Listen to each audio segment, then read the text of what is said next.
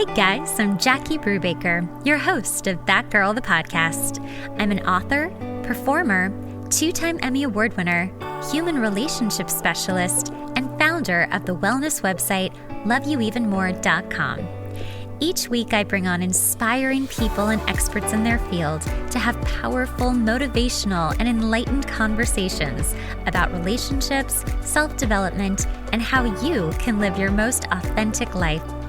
Follow us for daily updates on myself and the podcast at That Girl the Podcast and at Jackie Brubaker on Instagram, YouTube, Facebook, and our Patreon page. While you're at it, make sure to check out my new wellness website, loveyouevenmore.com. If you're wanting to dig into developing more self-worth, be healthier about relationships, and learn how to date smarter, go to loveyouevenmore.com and follow us on Instagram at loveyouevenmore. Welcome, Beth Rowles, to That Girl, the podcast. I'm so excited to have you on. We're going to talk about your book, The Authentic Wife, and what that means and how to be an authentic wife or partner. I always like to let people tell about themselves because you do a much better job than I can. So in brief, please let people know who you are. Yeah, thank you. I'm really excited to talk to you today. Yeah, The Authentic Wife. A lot of people hear that title and think that I'm some kind of like weird, I don't know, traditional Christian sort of wife, but it has nothing to do with that. It's about my journey of actually finding who I was and what I needed to heal from my past and how my marriage was reflecting all that for me. And just, it helped me become who I am. So now I'm a marriage coach for women who are usually like really dedicated parents, and they've got a smart husband who sometimes has undiagnosed ADHD, and they're doing all the work themselves. And, you know, they hear from other women like he's lazy or it's weaponized incompetence or something, and kick him out and move on. And they don't want their families to fall apart. So they need to learn how to live with that and how to, you know, accept him as he is and how to just be in a space of love and heal themselves and heal their family at the same time. So that's the work I get to do now, and it's so fun. That's amazing. That's really, I think you're doing really good work because so many people are so willing to leave at, you know, even the smallest conflict, but even really big conflict, which, you know, both sets of parents have been married for at least 20 years or more. And it's just, I really watched two sets of parents have, you know, major problems in their marriages and then work through it. And so I'm a firm believer in that when it really gets tough, I mean, really tough, like, let's find a way through this because it will make you stronger. A lot of people are so like, I don't need this. I deserve better. And they come from a place of self-love, but it can also kind of, I think personally, this is my opinion, that it can get a little like, you know, ego-y, where you're just like, well, what's good enough for you then? Because people are inherently flawed, including you. Mm-hmm. Yeah, there's a lot of spiritual bypass now too, where people are like, oh, you know, he doesn't help me keep my vibe up. I've got to leave him to stay happy. And it's really he's pointing you to the work to do. You're like, we let ourselves drop down out of our high vibe. And so when we do that, it's like our cue to say, what is here? What am I really afraid of? What fear am I going into? Because he doesn't control this. Yeah. I'm the one that dropped down and I get to change it and go back up. So, yeah. And then you spoke about your parents, and what happens is we repeat our parents' patterns so well that I can pretty much ask my clients, okay, how was your mom? And then all they pretty much have to do is the exact opposite of whatever she did. And then they're happy in their relationship. Like, here's your hint, you know, this is the easiest path that we could go down is how was she? What was she like? You know, how did their relationship turn out? How was your dad? What was he like? And, you know, we project that onto our husbands and think that he's the same guy who's going to hurt us in the same way that our dad did, either by like not being present, not really paying attention to us, or launching into rages and just being scary from time to time, Well, I will say, sometimes we just pick our parents in our partnerships a lot of the time, especially in the beginning when you're first having relationships. So, I mean, I think just, a warning if you are dating someone or you are married to someone who is abusive and, treating you terribly, and you're like, oh, that looks just like my parent. Like, congratulations, you chose your parent again, but also congratulations, this person needs to actually go. Like, if there's, major abuse happening, okay, yeah, it's not worth it. But just normal conflict in normal marriage is not a reason to leave. No. So divorce, in my opinion, divorce is a boundary. So boundaries are just there to keep us safe. And a lot of women don't know, like I didn't know that I could just move away from disrespectful behavior. I can just turn and walk out and leave the room. And, I'll be back later when you're ready to have a conversation, or I'm still going to go do the thing that I wanted to do, even though you're trying to guilt trip me. That's okay. This is my choice. I get to go do what I want to do. Yeah. But when somebody can't move away from unconscious behavior like that, when there's unprovoked kind of hitting or any kind of hitting really, but know your role in how things go, then if they can't move away, if they physically can't leave and get away, they have to hold that boundary. And sometimes it's not permanent. Sometimes the pain of you leaving is enough for them to get the serious help they need. So it really just depends on the situation. So explain what the term authentic wife actually means. So I've never been asked to explain the term, but to me, authenticity is being just honest, just really true to who I am. I like to use the term soul truth. I believe that we get kind of really from childhood onward, we come here kind of knowing who we are. And then we gradually get conditioned into, doing what we're supposed to do, liking what we're told to like. Religion, church, parents, everybody shows us who we're supposed to be. And so we ignore everything about ourselves and then try to be this little perfect person who does everything like the right way. Yeah. And so we have no idea, like, who really am I? What do I really like? What is really important to me? And so every moment we're in kind of, there's like always this inner pause between what's in front of us and what should we do? What are the judgments here? Will this look bad if I do this? What are people going to think? What's going to happen? What am I afraid of? Instead of just like, can I just move with, knowing what's next? Can I just have trust and faith that I know what I want and what I need, and that this is the right way to go forward? I think that's definitely something that is learned with some age and some experience because, I always look back at my poor 20s and all those wonderful mistakes I made. And what the biggest mistake was that I felt like I never had a choice. And I think that is a really big problem with women, especially. We just feel like we need to either be the good girl or the people pleaser. We don't have a choice. And it's bizarre because you do have a choice. But I think that depending on, your background and trauma, whatnot, if you choose to do what's right for you, you do risk losing that person. And I think a lot of women are terrified to lose that person. Yeah, that's a great point, because when we were kids, it was important to do whatever we were told to do and be who we were supposed to be, because then they could get back to being the reliable adult or close to reliable adult that we needed. And then we'd feel like they'd meet our needs if they were happy. So we'd do whatever we needed to do for them to be happy, right? Mm-hmm. Even if it was way out of the realms of what we should have been doing.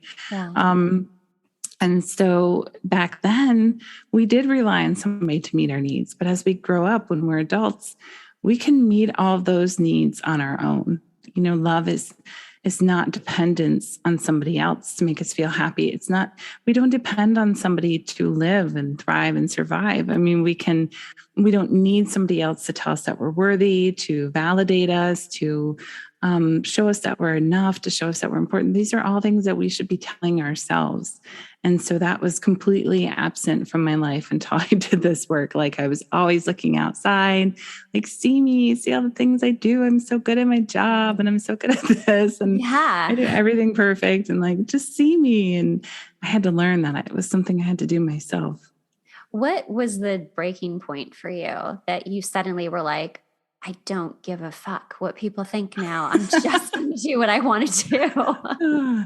I don't know. That's a really good question. But so the way this work came up was I had my daughter, and then I saw the beautiful Dr. Shefali Saberi talking on Oprah about conscious parenting. And I was like, yes, this is the thing I want to do, because I don't want to repeat whatever my mom did. And I didn't even really know what she did like wrong at the time, but I just knew I didn't want to do it. So like, I felt something was off. Something wasn't quite right there.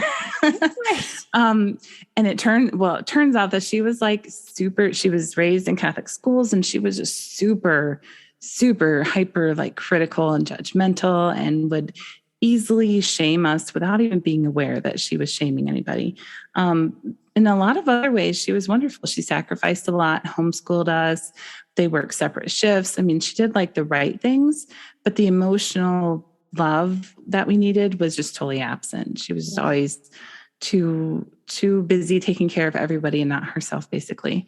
But so anyway, so I learned about conscious parenting, and I was going through training with Dr. Shefali and trying to understand child development and everything.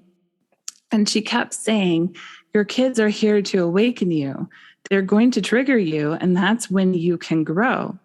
And I would always say back to her, like, what about my husband? Because he's driving me nuts. My daughter's not bothering me yet, but my husband is driving me nuts. Yeah. And she would just kind of say, well, you can accept it or leave, sort of. But I kept applying that work to it. And I'm like, no, it's not him. It's me. It's me having very unrealistic expectations for him. He had undiagnosed ADHD. So there were things that he just cannot do. Like he doesn't see that things need to be done like I do. ADHD is really just a disorder. They don't know how to organize anything and put it into order, and really struggle with those things. Kids require a ton of organization. Like, you have to be such a badass because you have to keep everybody alive all the time. Yeah. And it was a struggle for me because I have some of the same traits. So I had to accept that he was not going to be like this knight in shining armor who came and, emptied the trash and did the dishes and still made a bunch of money or like, let me quit my job or something. Yeah. He was never going to be that guy. So I had to learn how to love who he was. Yeah. And honestly, he taught me how to slow down and be present and really be in the moment and enjoy fun and not be so anxious with my kids and so worried about if everything was perfect. So I just learned a ton through that journey. And now we're fine. I mean, now we're married, so we still like get tired of each other sometimes. But I no longer feel like it's just going to end in divorce, because I used to just get so upset and go, I vowed to never, ever divorce because my parents did it. It broke my heart in unimaginable ways. I will not do it to my kids. I'm determined to keep this marriage together. So I just didn't have a choice. It's like, I just have to make this work. And I'm really glad that I did. I'm so glad that you did too, because it just makes me so happy when I hear success stories, because marriage is, I have so many friends who've gotten married recently, and it's just the whole wedding and all of the googly eyes about all of the things. And I mean, I do actually love everyone who has gotten married in my life. I feel like they've all made very good choices, but there's just something about getting married. And granted, I've never been technically married, but I have done a lot of work on marriage. And I really feel like I'm ready. But there just is something that changes once you actually get married. I don't know what it is. And I talk about this all the time, but something very much changes with roles. And I don't care if you were living together before and then you got married, something shifts. And our subconscious remembrance of our parents' roles in their marriage is what you suddenly expect your partner to be and to do. And so I love when I hear you say, I just had to accept who he was. And that was it. Like, there's no changing. There's always like the hope that they'll work on things, but that doesn't mean it will stick forever. And maybe it's like, 5 times out of 10, they end up doing what you need them to do. And like, that's a win, and you've got to just be more accepting that people are human beings. Right. What's really common in ADHD marriages, especially the Manus one with ADHD, is that you create a relationship dynamic of a parent-child. So I was like his mom and he was like my child. And I started to treat him that way all the time. And that doesn't work at all. So once I stopped being the mom and stopped like saving him from consequences or criticizing him or making demands, then he had the opportunity to shift. Which this is something that I teach my clients. It's like, as soon as you step out of this dysfunctional role that you play, they most of the time will shift because you had to create something new together. But it's so true what you're saying. Our egos hook the person. And then once we're safe in the marriage, then they start to, I think that we more pay attention to the things that they reflect for us that we don't love about ourselves. Because in the beginning, we only pay attention to what they reflect for us that we really love about ourselves. We're like, yeah, this is great. I feel so good with this guy. And then, he's showing me that he's lazy. And I have to go, wait, that means I'm also lazy. So how am I lazy? And really pay attention to those areas for improvement and just every day. Like now it's fun for me. Now I'm like, oh, I'm upset. I can deconstruct it and figure out what I need to change. And then boom, in like 5 minutes, I've got some new awareness of some part of me and some like truth to it. You really literally shift out of this fear into this place of love.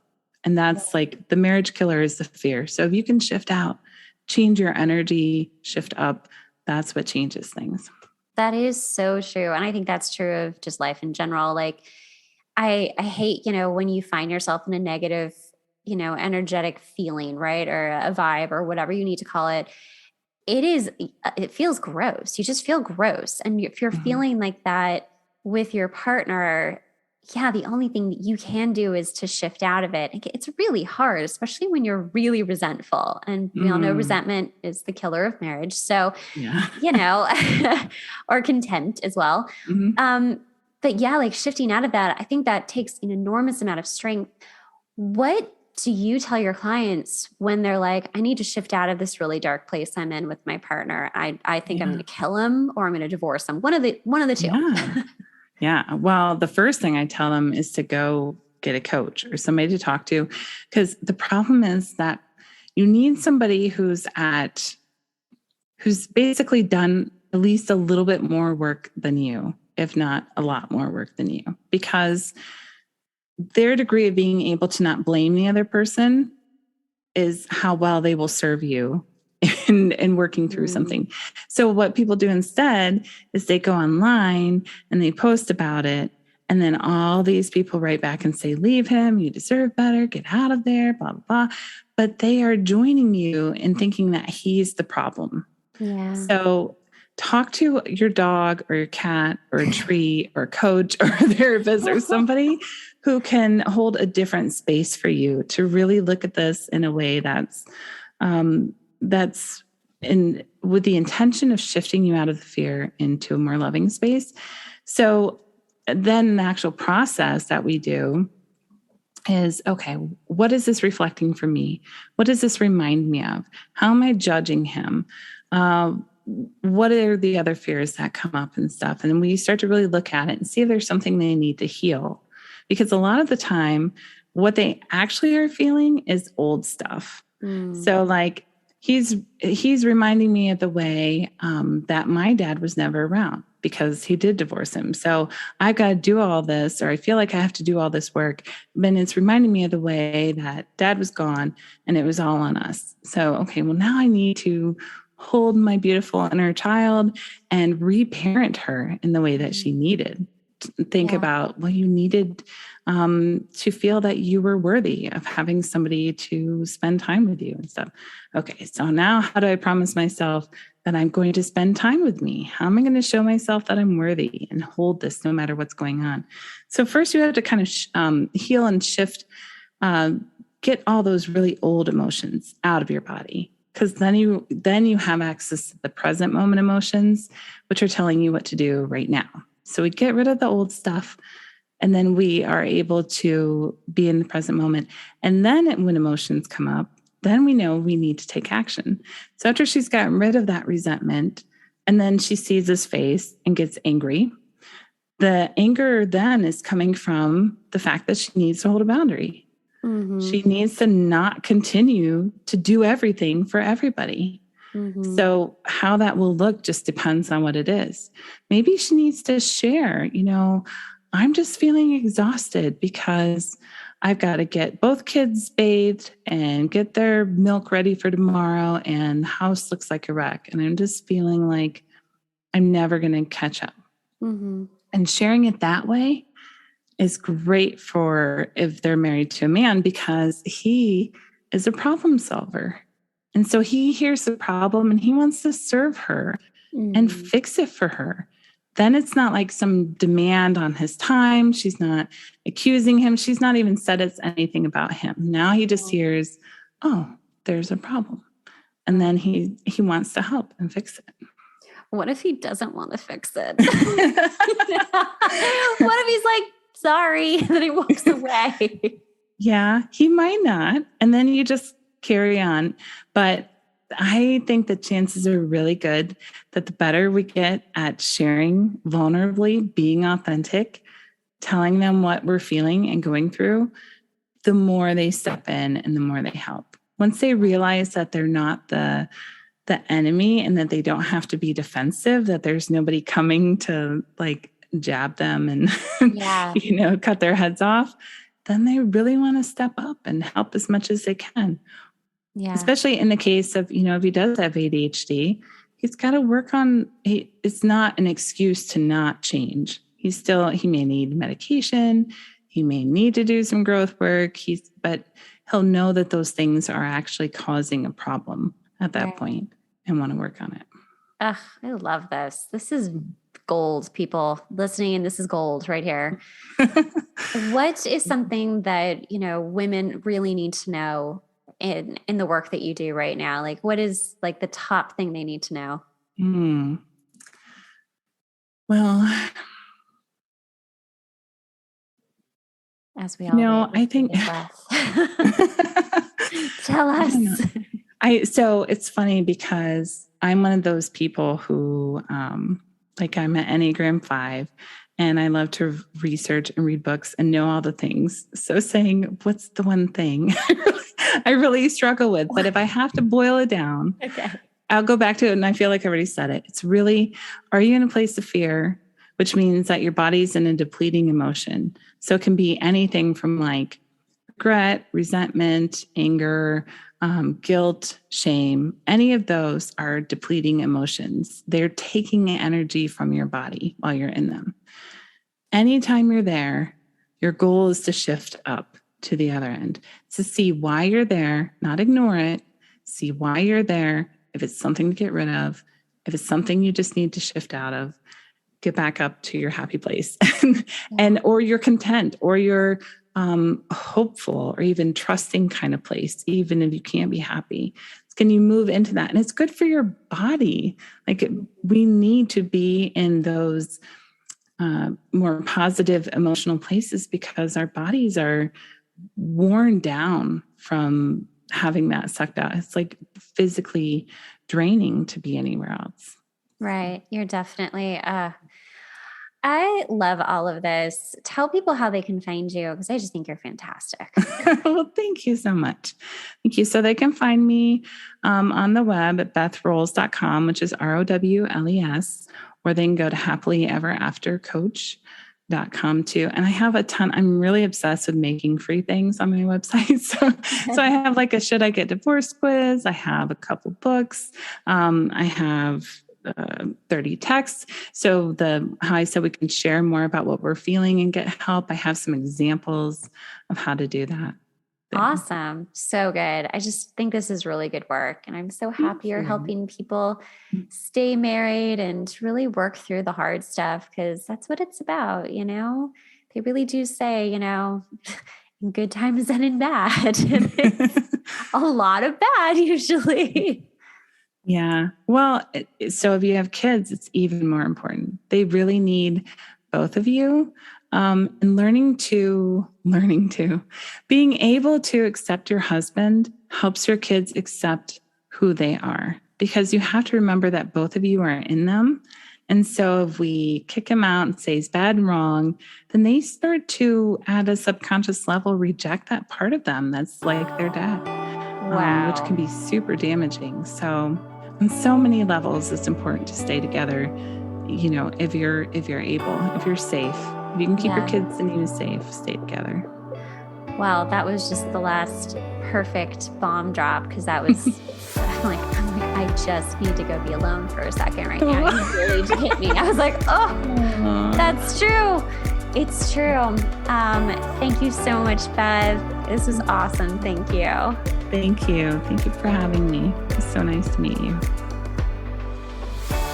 Thanks so much for listening to the podcast. Remember, sharing is caring. Make sure to rate the podcast and leave a review. We really rely on this to help get the podcast out there. Also, make sure to watch the video version on YouTube at That Girl the Podcast.